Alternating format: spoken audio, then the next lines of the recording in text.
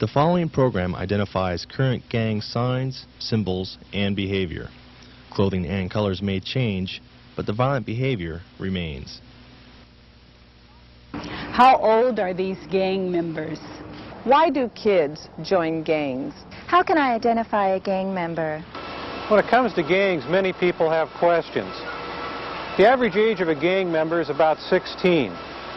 But we do find young gang members or wannabes as young as 10 and 11, and the upper age around 30. Why do kids join gangs? For a variety of reasons. Protection, friendship, recognition, financial gain, and frankly, for something to do with their spare time. How can you identify a gang member? Well, that's what we want to try to show you today.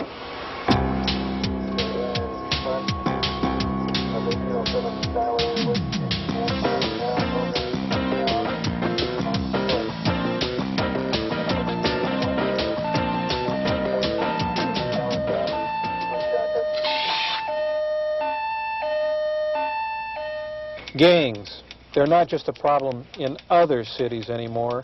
Drive-by shootings, drug busts, and other gang-related violence happen just about every day here in Portland.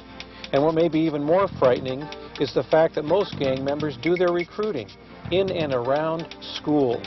So in order to help you identify gang members or potential gang members, we'll look at several key areas of gang identification, including colors and clothing, graffiti, hand signs, and body language. When we talk about identification, it's important to keep in mind that gang clothing and colors are always changing. So what we will show you are just examples. Though the clothing and colors may change, common attitudes and behaviors do not. We'll also touch on the ethnic composition of gangs: black, white, Asian, and Hispanic. You'll hear terms in our tape like Crip, Blood, Skinhead, and Neo-Nazi, to name just a few. By now, I'm sure you're familiar with all or most of these names. So let's start off our identification process with colors and clothing. Sergeant Steve Hollingsworth will assist us in this area with the help of more news footage and student actors. Clothing in various forms is one area that we find that is always changing. Currently, we're dealing with two prominent black gangs, one being the Crip gang, which wears the color blue, and the Blood gang, which wears the color red. The Blood gang also is commonly referred to as the Pirus, which is P-I-R-U, one in the same group. These gangs are most visible by some of the coloring in the apparel that they wear. We notice that they will show their alliance to their gang sometimes through hats that they wear. They also call the hats helmets. They're usually going to be red or blue or black. You should look for the graffiti on the hats. Maybe a nickname or a moniker, what we printed usually on the side with other things on the front. Also, other items of identification are clothing such as jackets that they may be wearing where they've gone and had them lettered, maybe at a shirt shop, or in fact have taken and written things on their coats.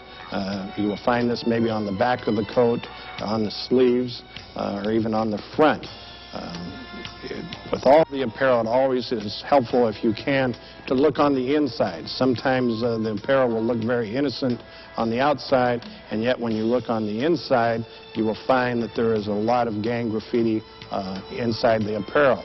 We find that in some situations, they're actually reversing their clothing while at school, and then when they leave, they will then turn the clothing out to present the gang graffiti. Another item that we look for are shoelaces, particularly blue or red shoelaces on their shoes.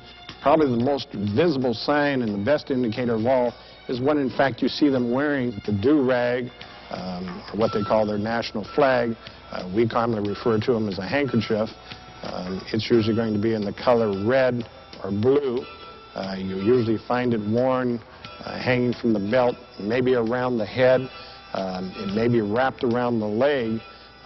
But you should understand this has a tremendous amount of symbolism to these gang members, and for someone to disrespect it, the ultimate problem could be being shot. We've had individuals that have challenged people because of their colors, have challenged them because of their do-rags, and it has ended up with shots being fired and people actually being shot and killed. Another item that sometimes is a good indicator, in fact, is probably most visible on the hip along where the belt line is, or maybe hanging in the pocket, is a pager or a beeper. This is an electronic device that can be activated by calling a number. Common sense would tell you that there's really no reason for any of these individuals in your classroom to be wearing this kind of device, and we encourage most classrooms, most schools to prohibit the wearing of these things.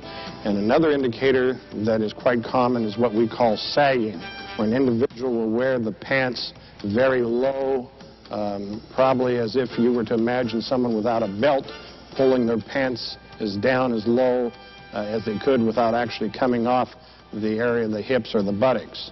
Things that you should also be aware of on the professional level is some of the makers of athletic apparel. We see that some of the gang members are drawn to Raider jackets, Raider hats. We're also seeing some of the Crip gang members drawn to the British Knight athletic shoe, which has the symbol BK on the side. BK meaning blood killer and CK meaning Crip killer. The hat that I'm going to show you here is essentially a red hat with a C on the front. Stands for the Cincinnati Reds, and what the person has done is taken this to a professional shirt shop and it had the letter K and had it engraved here. Now the meaning of the hat has changed to the point where he's actually telling you that he is a Crip killer. Another the way that you can show is by the fact that he's added the numbers 187.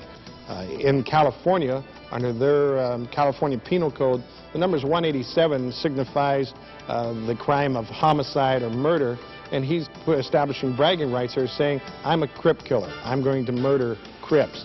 The white hate groups